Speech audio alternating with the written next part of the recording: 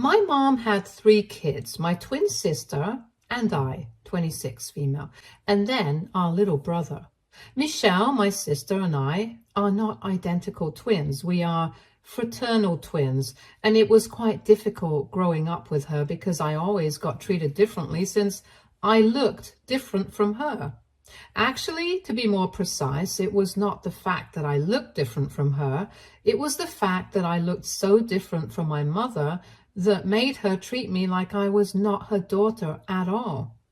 Michelle was the spitting image of our mom from when she was younger, and obviously she was really stunning too. So my mother was constantly acting like she didn't care about anybody else in the world apart from her darling daughter, and was constantly trying to groom her into becoming a mini her. For a couple of years when I was a child, I constantly tried to get her attention, but it never worked. And when I grew older, I even went to the extent of trying to imitate how they looked, but that just made them make fun of me. So eventually I just stopped and accepted the fact that I was never going to be that important to them. And by then, I had my brother and he seemed to adore me the way I was, so it didn't matter. My biological parents got married when they were around 23, and they had to get married because of their families since my mother was already pregnant by then after a 4-year relationship with my dad. She had aspirations of becoming a model and had even been modeling for a couple of years by then. But after she got pregnant, she decided to quit and become a stay-at-home mom. Unfortunately, we lost my dad in an accident 6 years after she got married. My sister and I were young at the time, so my mother would leave us with her mom while she went out to work, and that's how she met her next husband. 3 years after our dad's passing, she decided to get married again, and that's how our stepdad became part of our lives. My stepdad was a nice guy, and since he's the only father in my life that I actually remember, I would say that having him around did improve our family dynamics. He always tried to be inclusive and occasionally even told my mom to be better to me, and sometimes it worked. But that was not the best thing that he had done for me. The best thing was that he and my mother had given me my younger brother, Dennis. He's 12 years younger than me, but he's still the joy of my life, and I really don't think that I would have been able to make it through all these years without him. He is really attached to me, and a huge part of the reason why I had even bothered to stay in touch with my mom and Michelle for so many years, even after my stepdad passed away a few years ago. He passed away from cardiac arrest, and even though he was just in his late 50s, it did not come as a shock to any of us because he had actually been struggling with heart problems for a really long time. But then, just a few months after his demise, my mother called us both and told us that she had been diagnosed with stomach cancer. And even though she did undergo treatment for a couple of years, we lost her about 6 weeks back. After her diagnosis, both of us moved back home to be with her. But that's just what she told everybody else. We knew the truth was that she actually only wanted Michelle by her side, and I was only there because she needed somebody to look after Dennis, since she did not want him to be removed from her custody, since she was obviously medically unfit. I did suggest taking Dennis home with me, and I would bring him over to visit her on the weekends. That way I wouldn't have to stay with her full time, because that honestly sounded like a true nightmare, since it would require me to stay with her and Michelle in the same house for God knows how long. But my mother was very firm about what she wanted, and since we knew for a fact that she was not going to make it, it was really hard for me to say no to her. Even Dennis did not want to leave because he was a teenager. He was used to a certain life, and I lived quite far away from everything that he knew. He was already losing his mother. It was a difficult and traumatic experience for him as it is. Ultimately, even I did not think it would be appropriate to remove him from my mother's custody at the time. So ever since my mother had been diagnosed, the four of us had been living in the same house. And then when we finally lost her, I was a bit sad, and obviously Dennis was really upset because even though he did not like the way my mother treated me differently as compared to my sister, she treated him well and he was kind of attached to her. But both of us had actually expected Michelle to be the most affected by her demise and had believed that she was going to be totally shattered when we finally lost her.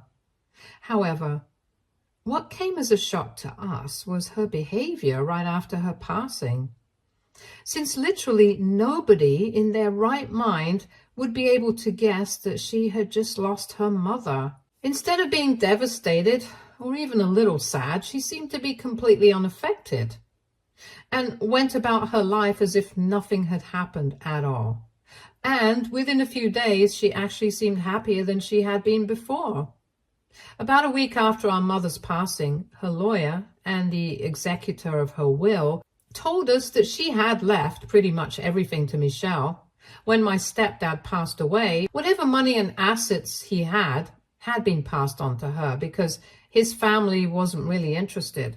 So she had sold his assets and all the money from that was going to go to Dennis. It was in a trust that he could access when he was 18. And all that I had received was her wedding ring from when she used to be married to my father. It wasn't worth much monetarily because both of them were really young and the wedding was a bit of a hasty affair, but it was enough for me. I was not surprised that she had left everything to Michelle. She was pretty predictable and I knew this was going to happen. I was a little jealous, but there was nothing that I could do about it. And I have a stable job of my own as well, so I tried not to let it affect me too much. But while I had no reaction after being told that I had received pretty much nothing of financial value, Michelle actually rolled her eyes when the lawyer told her that her mother had left her everything and even a bunch of letters after she was gone. Even the lawyer seemed to be taken aback by her reaction, but did not say anything. However, I could not stop myself from asking what was going on with her, and after the lawyer had left, I decided to finally address her weird behavior. I was not confrontational or rude. I just asked her politely, and she explained to me that she had really tried to be unhappy when our mother had passed away, but she just couldn't bring herself to feel bad because all her life she had hated our mom. That statement came as a huge shock because I could have never even thought that Michelle, of all people, would hate our mother. But then she told me that our mother had apparently always pressured her to become exactly like her, without caring about what she wanted. Right from her childhood, she had been told to watch her weight, and our mother would actively monitor whatever she ate. I knew that it was true because I had seen that happening, and it wasn't just that. Our mom apparently forced her to dress up the way she wanted her to, and even did her makeup the way she liked and constantly tried to make her look like some version of herself. She told me that for as long as we had been living with our mom, she had never been able to be herself even for a second because she knew that her mother wouldn't like it. And she had seen how our mom treated me. So she did not want to get on her bad side by being disobedient, which is why she always went along with whatever our mother told her without any complaint. She was aware of the fact that it would definitely pay off if she stayed on our mom's good side because my mom actually used to make a decent amount of money. After my mom got remarried, she quit her job again to stay home and take care of us. But a little after my brother was born, my mom and my stepdad decided that she was going to go back to work again because they needed the money to finance raising 3 kids. However, instead of taking up some conventional job, my mother decided that she was going to start life coaching. Basically, she was going to tell rich people basic things that they could have learned by themselves if they just looked up inspirational quotes on Google or whatever. It was a total scam, but it was her friend's business and she had been hired. because rich people like to throw money at random stuff, and their business actually ended up doing well, and she became a partner eventually. This is what she had been doing to earn money until her diagnosis, after which she decided to quit, but still continued to make some passive income from it. I think at the time of her passing, she was richer than my stepdad had been earlier, so of course it's a lot of money that is going to Michelle. And even in the past, because Michelle had bothered to stay on our mother's good side, pretty much everything had been taken care of for her. But to hear Michelle talk about our mother like this, and share how much pressure she had actually been under because of our mom, it made me realize that it was probably not all sunshine and rainbows for her either. That was a real moment of substance that she had for me when she was telling me about what she had been through and how difficult it had been for her to keep sucking up to our mother and live by her rules, even as an adult. After my sister graduated college, she wanted to work and start her own restaurant, but our mother forced her to start modeling so that she could probably live out her own dreams through Michelle or whatever. And she couldn't even say no. So for the past couple of years, she had been extremely busy and didn't even have time to breathe because she was either auditioning for modeling gigs or working at her day job and trying to save up money. But now that she had the inheritance, she was going to use that to put it into her business, and she was really relieved that she could stop trying to be her mother's ideal daughter now. After she said that to me, I actually gave her a hug and stuff, and even though we had never been particularly close before, I thought that maybe now we could actually start trying to become friends. But instead, a couple of days after that, she told me that she wanted me and Dennis to vacate the house because she was planning on moving her boyfriend and business partner in with her. And because it would get awkward to have all of us live together, so she wanted us to leave. I would be happy to leave because I wanted some personal space of my own as well, but the only problem was that Dennis did not want to leave. And even if I had planned on leaving, I would still need some time because I had ended the lease on my previous apartment, and I would have to look for a new one before I even considered moving out. I tried to explain the situation to her and said that it was just a matter of a few years before Dennis graduated high school, and then she could have the house to herself because I definitely did not want to stay here. For now, if she really wanted to move her boyfriend in here, she could either stay with us or maybe she could rent an apartment with him. It wouldn't even be a problem for her because she had come into a lot of money recently, and I didn't think that I was being unreasonable. I would like to reiterate that I was not doing this for myself. I had no interest in the house, but I just wanted to have some sense of stability in his life and move out of the house and neighborhood that he had grown up in all of a sudden just after his mother passed away. It wouldn't be good for him, and even she knew that.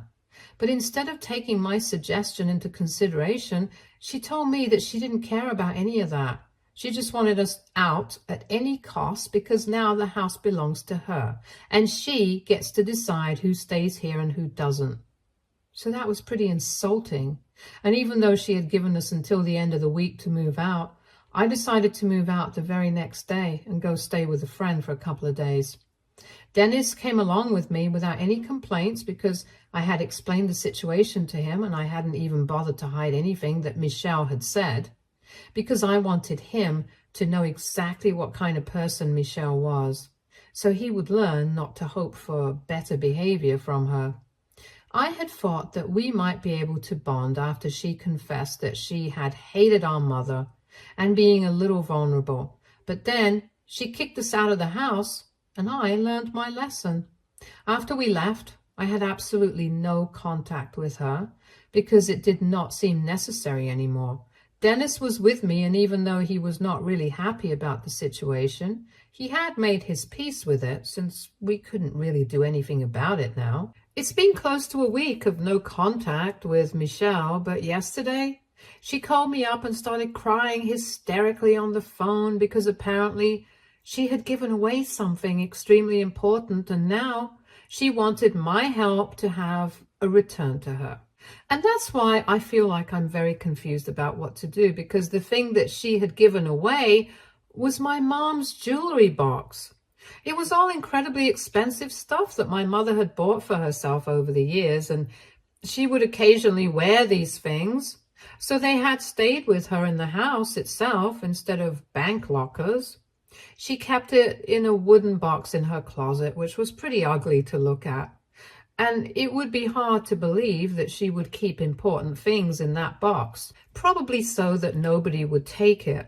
And I guess that's why Michelle hadn't been mindful while giving away our mom's belongings, so that she could get rid of everything in her room and make space for her boyfriend to move in with her, since that was the biggest room in the house. But now she had realized that she had carelessly given it away, and she had been stupid enough to tell her friend, who had received the box, about what it contained.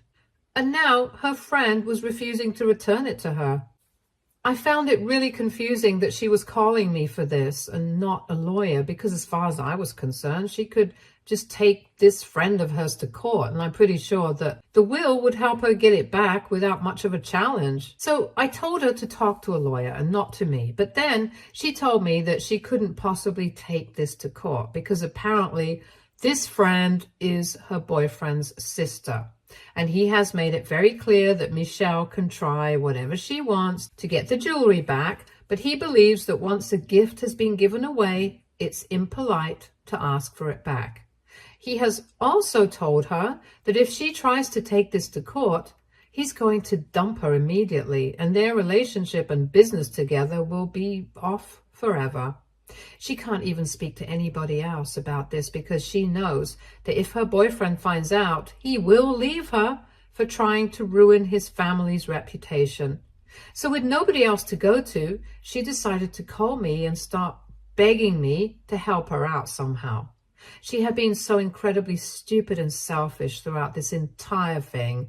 I decided to tell her not to call me again, and then I blocked her. But now I feel kind of bad about it. AITA for refusing to help my sister retrieve our mother's jewelry that she had accidentally given away. Edit. I had not mentioned any of this in my original post because I did not think it was relevant to the situation. But since a lot of people have asked me, I'm currently staying with my friend. Dennis is also with me since I'm his legal guardian. He is closest to me, and the two of us had already discussed this with our mother before she passed away, so all the paperwork and stuff had been completed beforehand.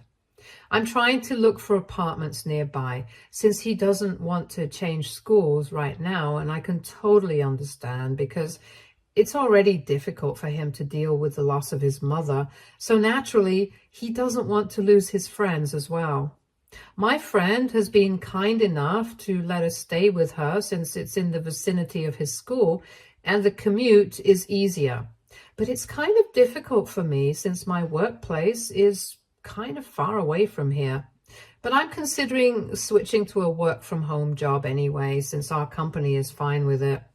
I just have to speak to my higher ups and make a request. It's not going to change or affect my income, so I guess I'll be fine with that. Update 1. Hey, so I don't think I'm going to be helping Michelle out with whatever is going on right now. There seems to be a problem between her and her boyfriend and his sister, and it has nothing to do with me. In fact, I don't even think I'm going to gain anything by getting involved unnecessarily, and I really don't want to waste my time and energy on this. If she isn't strong enough to stand up to her boyfriend and is letting herself get bossed around by him, that hardly seems like my problem. Besides, I still can't forget how she had been so rude and selfish in the past couple of weeks, so I don't feel the need to help her out either. It has been more than 4 days since she tried to contact me, and after I blocked her, it took her a while to get to me again. But then, last evening, she sent me an email on my work email address. She probably found that on the internet or something. But there, she sent me a really long message, and the first half was just her apologizing to me for being so selfish. She told me that she was just tired of putting her dreams and plans on hold for her family because all her life, that's exactly what she had been doing because of our mother. But now that our mother is gone, she couldn't wait to live life her way. And that's why she wanted me to leave with Dennis as soon as possible. She was only realizing how selfish it had been of her, and she was really sorry about it now. After apologizing in that message, she also mentioned that since her mother was still in the probate stage, she was scared of the legal repercussions of giving away the jewelry. She hadn't even had the courage to speak to her mother's lawyer about it yet because she was afraid that she would get into trouble. Apparently, she had done some research on the internet and she believes she has reason to be scared. But I honestly still think that if she just speaks to the lawyer and retrieves the jewelry, everything will be solved.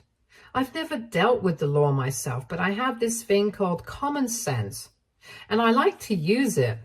And I wish she would too. I don't understand why she's still reaching out to me because neither do I know her boyfriend, nor do I know his sister. So I really don't understand what she expects me to do about this problem. I found the entire email really annoying because throughout it, she was just whining about how difficult the situation was for her and how she did not want to lose anybody. For someone who has literally kicked out her siblings from her house so that she could move her boyfriend in with her, she seems to be pretty weak and stupid here. I also don't understand how her boyfriend is investing in her business or whatever, but can't afford to buy his sister's jewelry and has to resort to stealing. Technically, I would call it stealing because Michelle has made it pretty clear that she didn't think there was anything significant in that box, and that's why she had given it away in a hurry. Any decent person with half a brain would return that box on being asked to do so if they had realized that there was jewelry in that box that did not actually belong to them. It wouldn't be entirely wrong to keep it to themselves, but of course, then they would be opening themselves up to legal consequences, and I don't think decent people with common sense would do something like this. And when it's so obvious that her boyfriend's sister does not seem to be a good person, and neither does he, since he's defending his sister and threatening to break up with Michelle or something like that, she should dump these people and take them to court. Instead, she's choosing to waste her time writing stupid emails to me instead of speaking to the lawyer and fixing the problem. I really have no sympathy for her, and I just hope that she doesn't contact me again because I'm just really annoyed with her. Even if she does reach out to me again, I might just contact the lawyer myself and solve this problem for her now. Update 2. So I guess somehow Michelle got to know that I had been staying here with a friend. I don't know how she found out, but today she showed up and started apologizing to me when I opened the door. I found it really awkward because Dennis was out with his friends and my friend, and I had been chatting in the living room when this happened. It was kind of embarrassing because this was not even my house and I did not want her to throw a tantrum there. So I asked her to stand outside the house with me so that we could talk, and she told me that she had pulled a lot of strings to find out where I was staying and she just needed a chance to speak to me. I don't know what she meant by that. When I asked her, she did not tell me, so please don't ask me how she found out where I was staying. Anyway, moving on, she told me that she meant every word of that apology, and she really was sorry for however I had been treated so far. And then she told me that she was even ready to prove it to me. That sounded a bit interesting, and I got curious, so I ended up asking her how she planned on doing that. So then she told me that if I helped her out with what she needed to do, then she would split the inheritance with me, and that would be a huge help for me. And I thought about it for a couple of minutes because she had indeed come into a lot of money recently. And after the probate, if she actually did split it with me, then I would be sorted for a couple of months. So after giving it some thought, I decided to agree. But I told her that this would only happen if we spoke to a lawyer and had a written agreement drawn up, because I did not trust her. And surprisingly, she accepted that. She told me that she had given me enough reasons not to trust her, so she could totally understand where I was coming from, and I thought that was respectable. Now, all she wants me to do is speak to her boyfriend and his sister for her. That's literally all that I have to do, since she has been working up the courage to stand up to them, but hasn't been able to do so yet. Also, I found out from her that her boyfriend wasn't even financing the business. So it certainly does make sense that his sister decided to keep the jewelry because they're obviously not rich. I had just assumed that he was financing the business because she had been talking about his investment, but that turned out to be his time and nothing else. Even so, he's only going to start working on the business after she has actually set up the business, and so far, he hasn't contributed anything at all. Not even the time that he had promised. She would still be the only one actually putting money into it. And I personally thought it was an incredibly stupid idea, so I even told her about it to her face. She didn't say anything after that, but I hope that she takes it seriously and leaves him. Until then, I'm going to wait for her to come back with the paperwork and have it signed, and then I guess I'm going to have to deal with her boyfriend and his sister. I can't even imagine them being very scary because I literally cannot think of a single reason why she needs to speak to them and can't do it herself. And no, I don't think there's anything fishy going on. I think she's telling me the truth. She's just scared of the emotional aspect of it and doesn't want to be the bad guy to them. It's as simple as that. Update 3. Hey, so it has been 3 weeks since my last update and everything has worked out now. A couple of days after she spoke to me, she showed up again with the documents, and once I knew for a fact that she couldn't back out of this, I decided to go along with her so that we could speak to her boyfriend. And after speaking to him, I could finally understand why she did not want to do it on her own. I had stalked him and his sister on social media and I couldn't find anything shady, so I just assumed there was nothing going on, and there really wasn't. But unfortunately, what was actually going on with him, nobody would have spoken about it on social media. Because as soon as I told him that I was here to speak to him on behalf of Michelle about the jewelry, he immediately started freaking out. And I don't mean freaking out in a way that was funny. He started screaming, shouting, and cursing at us. He directed most of it towards Michelle, who was just standing in a corner crying, and he cursed at her like crazy. The words and names that he used for her were not only derogatory, but just disgusting. And I couldn't believe that an educated man like him was acting like this. He accused her of trying to ruin his family's reputation. And then, when I tried to tell him that he and his sister were responsible for their own, he started throwing stuff around and started cursing at me as well. He was acting like a total animal, and after a point, I started losing my temper as well. So we got into a heated argument, and I was pretty sure that if I had taken it further, he would have probably turned it into a physical brawl. I could actually see him trying to restrain himself, but I don't think it was because I was a woman. I think it was just because he knew that I wasn't Michelle, and if he did anything to me, I would immediately call the cops and he would be screwed. After arguing with me for a while and screaming some more, he decided to finally call his sister to get the box. While we were waiting for his sister to arrive, he had a lot of things to say about us, about our upbringing and our family, and he constantly kept up a stream of horrible things to say about Michelle while she just kept crying in the corner. I actually started feeling bad for her because if this is what she had to deal with on a regular basis, I could understand why she needed my help. Anyway, after a while, his sister finally showed up and begrudgingly they handed over the box to Michelle. I could see that they were not willing to give it up, but they had to because otherwise they would get into legal trouble, since even though Michelle was scared of them, I wasn't. After the handover of the box was done, Michelle's boyfriend stormed out of the house after cursing at her and telling her that he never wanted to see her again because of what she had done. And she tried to talk to him and stop him from leaving, but he left anyway after pushing her aside. Then she totally broke down, and even though I had been mad at her for a really long time, I started feeling bad for her. So I sat with her and I consoled her to the best of my abilities and told her that everything would be fine. She apologized to me for everything that she had put me through, and since then we have managed to stay on good terms with each other. True to her word, she has told me that as soon as she receives the inheritance, she's going to be splitting it with me. And we are trying to build a stronger relationship now. Dennis and I have also moved out of my friend's apartment. And even though Michelle has invited us back to stay with her, I think a few weeks apart before we do that will do us all some good.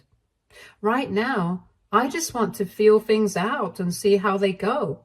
But hopefully, we will be able to work it all out soon. Stay tuned for more stories from Argo Relationships.